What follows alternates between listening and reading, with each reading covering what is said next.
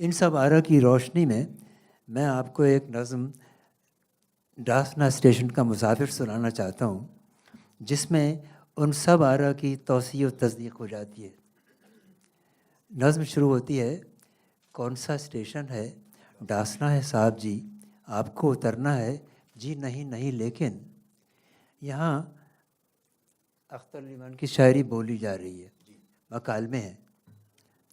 اچھا، نظم ابھی تک کوئی منظرنامہ نہیں آیا، مگر 4 مصروں سے یہ بات ایک منظرنامہ سامنے آ جاتا ہے کہ ایک ٹرین ایک مضافاتی اسٹیشن پر رکی، ایک صاحب ڈبے میں داخل ہوئے، ڈبے میں بیٹھے ہوئے صاحب جو ہماری نظم کے ہیرو ہیں چونکے۔ پھر نظم شروع ہوتی ہے، آپ کو اترنا ہے جی نہیں نہیں، لیکن ڈاسنا تو تھا ہی وہ، میرے ساتھ قیصر تھی یہ بڑی بڑی آنکھیں، ایک تلاش میں کھوئی، رات بھر نہیں سوئی، جب میں اس کو پہنچانے اس اجاڑ بستی میں ساتھ لے کے آیا تھا۔ اب یاد کی بازگشت آتی ہے، ایک معمولی سا لفظ ڈھاسنے سے یاد کی ایک چنگاری بھڑک اٹھتی ہے۔ جو وہ یاد جو پرانی یادوں کے کھنڈر میں دبی ہوئی تھی اچانک نکلتی ہے باہر۔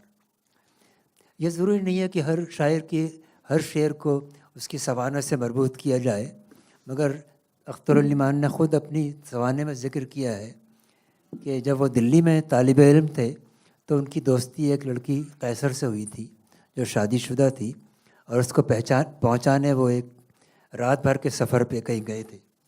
ٹرین کے ڈبے میں گفتگو کی چنگاری شاید مدھم ہو جاتی ہے اور ہمارا ہیرو واپس زمین پر آتا ہے۔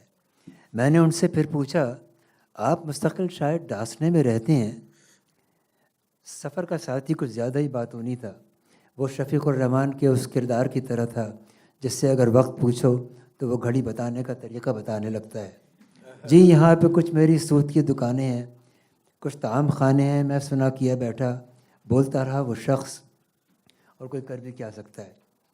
کچھ زمینداری ہے، میرے باپ دادا نے کاروبار کچھ مکان چھوڑے تھے، ان کو بیچ کر میں نے کاروبار کھولا ہے۔ اس حقیر بستی میں کون آ کے رہتا تھا، لیکن اب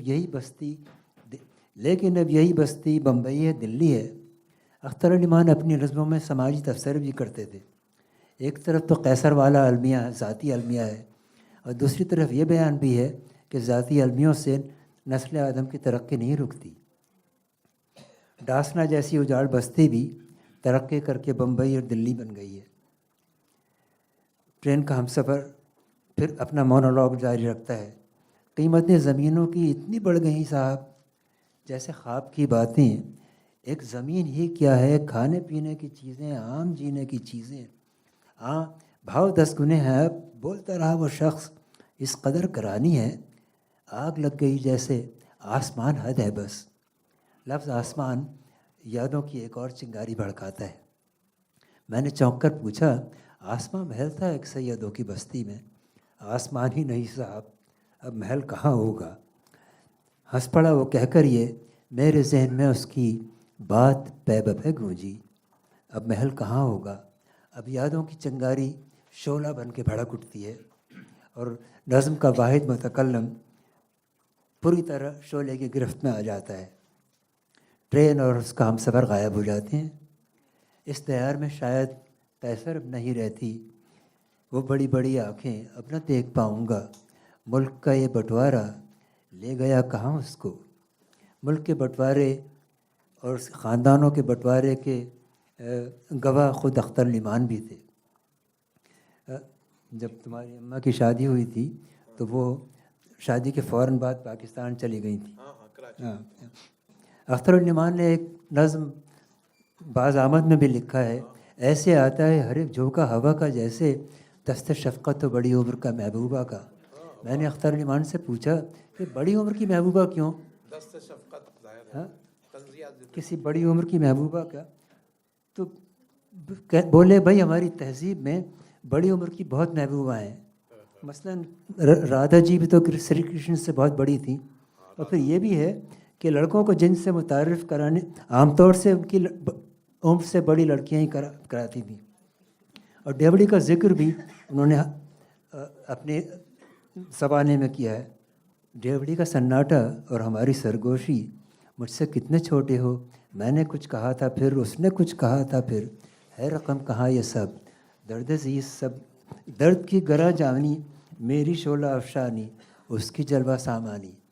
शोला सामानी का जो रेफरेंस है वो ये है कि ख़ुद अख्तर अली ईमान अपनी जवानी में बड़े शोला सामा मुकर्रर थे, मगर बाद में तायब हो गए थे। अब मैं उससे छोड़ता हूँ। है रकम कहाँ वो सब, कर्ब अजीज सब मेरा, गुफ्तगू का ढब मेरा, उसका हाथ हाथों में लेके जब मैं कहता था अब छुड़ाओ तो जानूँ, रस्म बेवफाई को आज मोतबर मानूँ, उसको लेके बाहों में झुक के उसके चेहरे पे भींच कर कहा था ये, बोलो कैसे निकलोगी मेरी दस्तरस से तुम, मेरे इस कफस से तुम। यहाँ गोपी चंद नारंग की बयान करदा ख़ुद कलामी बोल रही है। अब ज़ोए अंसारी की फ्रांसीसी इम्प्रेशनिस्ट तस्वीर बनती है। भूरे बादलों का दल दूर उड़ता जाता है, पेड़ पर कहीं बैठा एक परिंद गाता है। और यहाँ नज़्म का आहंग इसलिए अच्छा है कि रेल के चलने की सी आवाज़ आती है, चिलचिले गिलहरी की कान में खटकती है, राह के दरख्तों की राह छाँव ढलने लगती है, मुझसे कितने छोटे हो और मेरी गरां गोशी, डेवड़ी का सन्नाटा और हमारी सरगोशी, है रकम कहाँ ये सब। दूर उस परिंदे ने अपना गीत दोहराया। और आखिर में अख्तर उल ईमान का ये दावा कि गालिब के एक शेर को अगर नज़्म के पैराए में ढालते तो वो कितनी बड़ी नज़्म होती। दूर उस परिंदे ने अपना गीत दोहराया, आज हमने अपना दिल गुम किया हुआ देखा, खूं किया हुआ पाया। गालिब का शेर तो आपको याद ही होगा, गुंचा फिर लगा खिलने, आज हमने अपना दिल खूं किया हुआ देखा, गुम किया हुआ पाया।